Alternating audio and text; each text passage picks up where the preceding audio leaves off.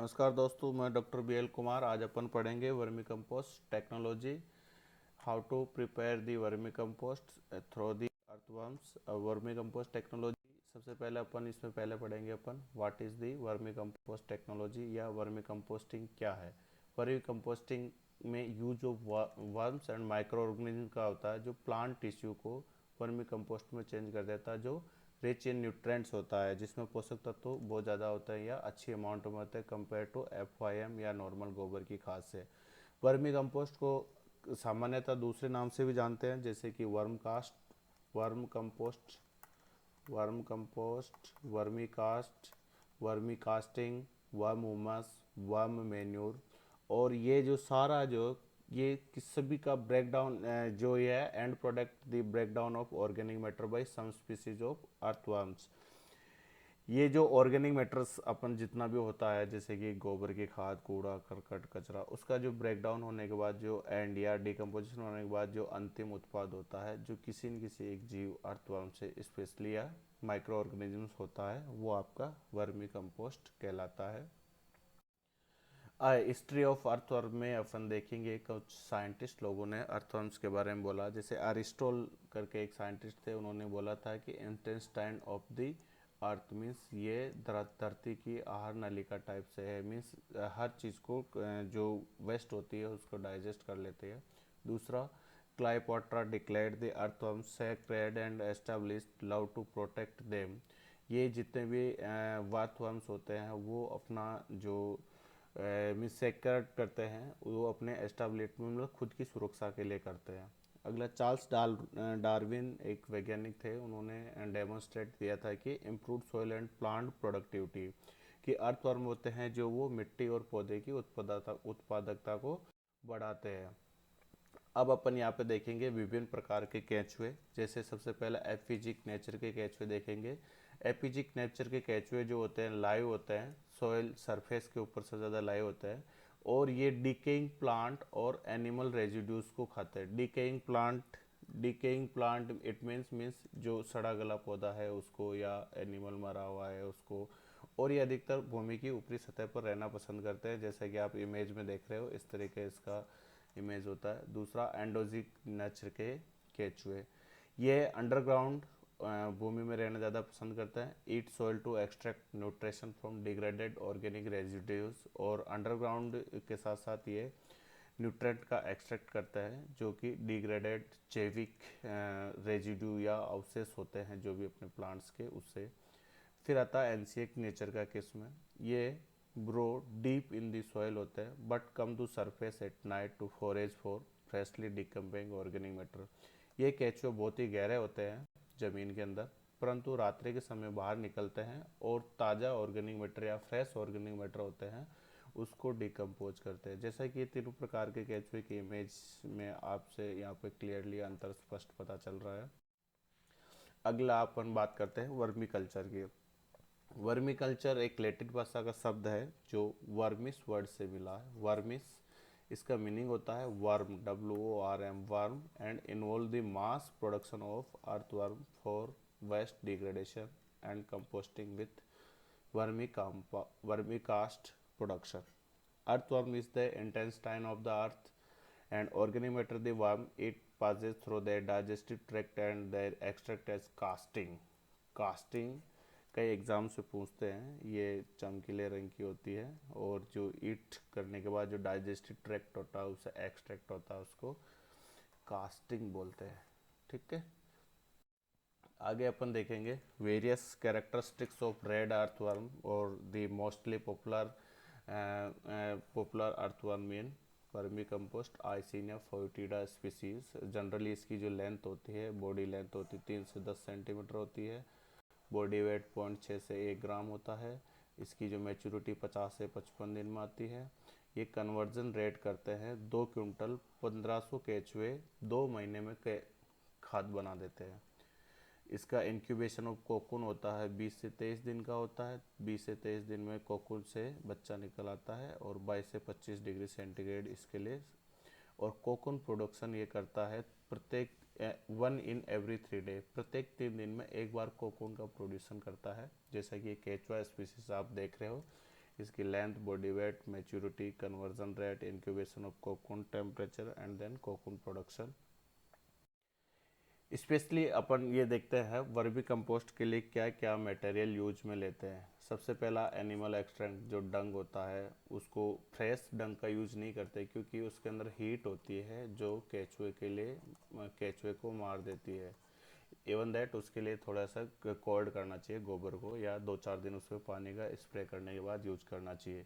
Kitchen waste, farm residue, forest litter, crop residue, weed biomass, vegetable waste, leaf litter, hotel refuse, waste from agro-industrial, biodegradable portion of urban rural waste, mixture of legumes or non-legumes crops, residue enrich the quality of vermi compost. अगर legume को करेंगे तो उसके अंदर थोड़ा easily CN ratio कम होने के कारण इजिली डिकम्पोजिबल होता है, तो इवन दैट उसमें मीन्स अच्छा न्यूट्रेंट या rich source of the nutrient होता है। इसलिए अपन इतनी सारी चीज़ों का अपन वर्मी कंपोस्ट बनाने के लिए यूज करते हैं। अब उस वर्मी कंपोस्ट की प्रोसेस क्या है। पहला जो वर्मी कंपोस्ट की यूनिट होती है वो कूल, मॉइस्ट और सेडी साइट में होनी चाहिए। ठंडा होना चाहिए, नमी युक्त होना चाहिए, छायादार स्थान होना चाहिए। दूसरा इसमें क्या करते हैं अपन, cow dung, chopped dried leaf vegetable are mixed in the portion of 3:1, 3:1 are kept in partial decomposition for 15 से 20 दिन। आप गोबर, चॉप्ड ड्राइड मटेरियल को 3:1 में मिलाकर उसको 15 से 20 दिन के लिए उसको पार्शियल डिकम्पोज करते हैं। फिर 15 से 20 सेंटीमीटर की चॉप्ड ड्राइड लीव्स या grasses and then bedding material at the bottom of the bed. फिर 15 से 20 सेंटीमीटर लेयर आप ड्राइड लीव्स, ग्रासेस, कोई भी मटेरियल की, फिर 15 से 20 सेंटीमीटर लेयर आप गोबर की मिलाओगे। ऐसे करके लेयर बाय उसको आप जमाते रहोगे। फिर then beds partially decompose material size is 10x1x1 metre should be made. जो बेड की साइज होती है वो 10 लंबाई इंटू 10, 1 मीटर चौड़ाई, 1 मीटर चौड़ाई और 1 मीटर ऊंचाई। इससे 1 मीटर ऊंचाई से ज़्यादा अधिक नहीं होनी चाहिए, नहीं तो क्या होता है केचुए में रेस्पायरेशन या श्वसन की प्रॉब्लम होती है तो केचुए मरने लग जाते हैं। रेड अर्थवर्म 1500 से 2000 should be released on the upper layer of the bed. 1500 से 2000 केचुए ऊपरी लेयर में आप उसको छोड़ेंगे केचुए को। Then water should be sprinkled immediate after the release of worm. केचुए छोड़ने के बाद उस पर पानी का स्प्रे करते रहेंगे लगातार। Then kept moist by sprinkling water daily और recovering with gunny bag polythene. Gunny bag या पॉलीथीन शीट से, गनी बैग से इसको कवर कर लेंगे और लगातार पानी छिड़कते रहेंगे। The finished product is 3/4 for raw material used.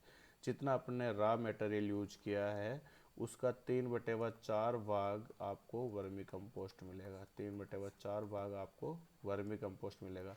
इस स्लाइड्स में से 2 से 3 क्वेश्चंस इस तरह से बनेंगे। सबसे पहले पार्सली डिकम्पोज कितने दिन के लिए करते हैं, और दूसरा वर्मी कंपोस्ट बेड की लंबाई, चौड़ाई, ऊंचाई कितनी होनी चाहिए और 1 मीटर से अधिक ऊंचाई क्यों नहीं होनी चाहिए। अगला जो होता है कितना कितना बनता है, तो मीन्स 3/4 भाग ही वर्मी कंपोस्ट बनता है, बाकी डाइजेस्ट के काम आता है। अगला 1 मीटर स्क्वायर एरिया में कितने केचुए छोड़े जाते हैं, एटलीस्ट 1 मीटर स्क्वायर एरिया के लिए कितने केचुए छोड़े जाते हैं एक बार में।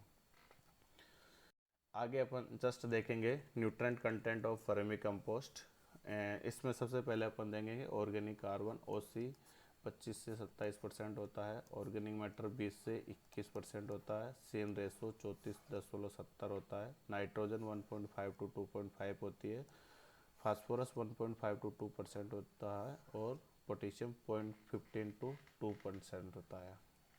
ये इसका जो बेसिक कंपोजिशन है। और वैसे भी इसका जो वर्मी कंपोस्ट का कंपोजिशन होता है वो मटेरियल पे डिपेंड करता है आपने वर्मी कंपोस्ट बनाने के लिए कौन कौन सा मटेरियल यूज किया है, उसकी क्वालिटी क्या थी। इवन दैट आपने लेग्यूमिनेसी फैमिली से रिलेटेड प्लांट्स का यूज किया है और अच्छी क्वालिटी वाले गोबर का यूज किया है, इवन दैट तो उसमें न्यूट्रेंट कंटेंट रिच होता है। और आपने जिस तरह के सा क्वालिटी थी उस तरह से उसमें, तो ये it's depends upon the nature of various factor affecting. अगला application dose of vermicompost. सामान्यतः जितने भी फील्ड क्रॉप्स होती है उसमें 5 से 6 टन पर हेक्टेयर काफ़ी होता है, परंतु सब्जियों में इसकी जस्ट दुगुनी रेट यूज करते हैं, 10 से 12 टन पर हेक्टेयर। और फ्रूट क्रॉप में 3 से 5 किलोग्राम पर पौधे, एक बार साथ नहीं देते हैं इसको, मीन्स हर 2 3 4 महीने 5 महीने में देते हैं, और इनिशियल स्टेज पे आप आधी अमाउंट इसको दे सकते हैं। फिर पॉट कल्चर में जितने पौधे उगते हैं उसमें 100 से 200 ग्राम पर पॉट वर्मी कंपोस्ट दिया जाता है। अब एडवांटेज ऑफ वर्मी कंपोस्ट, सबसे पहला, इसमें सभी तरह के पोषक तत्व पाए जाते हैं, all essential all plant nutrients. Vermi compost easy to apply, handle, store करना भी अच्छी चीज जल्दी से हो जाता है। और दूसरी बात, इसके अंदर कोई भी बैड फ्लेवर नहीं आती। वर्मी कंपोस्ट बनने का एक इम्पोर्टेंट गुण भी है कि वर्मी कंपोस्ट के अंदर कोई भी जब बैड फ्लावर नहीं आए तब इसको मीन्स अलग कर लेना चाहिए या एक्सट्रैक्ट करना चाहिए। वर्मी कंपोस्ट मृदा संरचना, मृदा संगठन, soil texture, aeration, water holding capacity और prevent soil erosion, soil erosion को रोकता है। इसके साथ साथ soil structure, texture, aeration, water holding capacity में सुधार करता है। वर्मी कंपोस्ट माइक्रो ऑर्गेनिज्म या माइक्रोफ्लोरा के लिए बेनिफिशियल होता है, जैसे कि एन फिक्सर है, पी सोल्यूबलाइजर है, सेल्यूलोज है, डिकम्पोजिंग माइक्रोफ्लोरा। ये सॉइल हेल्थ को बढ़ाने के साथ साथ इनके लिए लाभदायक होता है। Earthworm cocoon increase the population activity of earthworm in the soil, जो कोकून होते हैं वो अर्थवर्म को इन मीन्स अट्रैक्ट करते हैं और अपनी एक्टिविटी और इन पॉपुलेशन दोनों को इंक्रीज करते हैं। Vermicompost increase nutrient use efficiency और free from the pathogens toxic elements, weed seeds होता है ये। It enhance the decomposition of organic material into the soil, ये it valuable vitamin, enzymes, oxygen, gibberellin produce करता है, various hormone. Vermiculture converts farm waste from organic fertiliser to environment friendly technology, increase crop yield, less than depend on chemical fertiliser and mitigating the climate change. ये भी एक अच्छी बात है कि अभी जो फर्टिलाइज़र है वो डिमांड बहुत ज़्यादा है, अपनी क्लाइमेट चेंज का भी इश्यू है। अगर अपन ज़्यादा वर्मी कंपोस्ट टेक्नोलॉजी का यूज़ करेंगे या वर्मी कंपोस्ट खाद ज़्यादा से ज़्यादा बनाएंगे तो केमिकल फर्टिलाइज़र पर डिपेंडेंसी अपनी कम हो जाएगी। Then various precautions during the preparation of vermicompost, like that the floor of unit should be compact to prevent the earthworm migration into the soil, नीचे की जो फर्श होती है वो कठोर होनी चाहिए, नहीं तो अदरवाइज जो अपने केंचुए होते हैं वो ज़मीन के अंदर पेंट्रेट हो जाते हैं। इवन दैट ज़्यादा डीप, तो नीचे का फ्लोर पक्का होना चाहिए। 7 से 10 दिन ओल्ड डंग ही होना चाहिए क्योंकि हीट प्रोड्यूस करते हैं वो। Organic waste should be free from plastic, chemicals, pesticide और मेटल, ये 4 चीज़ों से फ्री होना चाहिए, या ये 4 चीज़ का मिलावट नहीं होना चाहिए। एक तो प्लास्टिक, दूसरा केमिकल, तीसरा पेस्टिसाइड, चौथा metals. Aeration should be maintain for proper growth और मल्टीप्लिकेशन ऑफ, हवादार स्थान होना चाहिए। मॉइस्चर लेवल 30 से 40% रखना चाहिए। टेम्परेचर शुड बी मेंटेन 18 से 25 डिग्री सेंटीग्रेड प्रॉपर डिकम्पोजिशन के लिए होना चाहिए। तो ये कुछ चीज़ें हैं जो ध्यान रखने की बातें हैं, इसको एक बार फिर से अपन दोबारा करेंगे। नीचे का फ्लोर हार्ड होना चाहिए, 7 से 10 दिन पुराना गोबर यूज होना चाहिए, गोबर में प्लास्टिक, केमिकल, पेस्टिसाइड, मेटल नहीं होना चाहिए, एरेशन बराबर होना चाहिए, मॉइस्चर लेवल 30 से 40% होना चाहिए, टेम्परेचर 18 से 25 डिग्री होना चाहिए प्रॉपर डिकम्पोजिशन के लिए। आगे अपन बात करेंगे इसी से वर्मी वाश। पहले अपन सबसे पहले ये जानेंगे कि वर्मी वाश होता क्या है।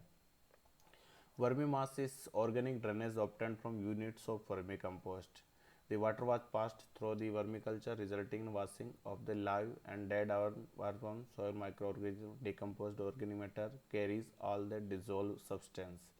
It is rich in nutrient, amino acids, therefore a good source for plant nutrient. Vermi wash क्या होता है, ये एक तरह का ऐसा जो वर्मी कंपोस्ट होता है उसके अंदर जितने भी सब्सटेंस मिले हुए होते हैं, जैसे मरा हुआ केंचुआ है, लिविंग केचुआ है, सॉइल माइक्रो छोटे छोटे माइक्रो ऑर्गेनिज्म है, डिकम्पोज ऑर्गेनिक मैटर है, वो आप उसको एक पानी उसमें डालेंगे तो पानी के बाद वो धीरे धीरे धीरे पानी के साथ घुल के छन के नीचे एकत्रित हो जाता है, जो कई सारे पोषक तत्व एमिनो एसिड्स का सोर्स होता है, जो पौधे के पोषण के लिए आगे बहुत काम आता है।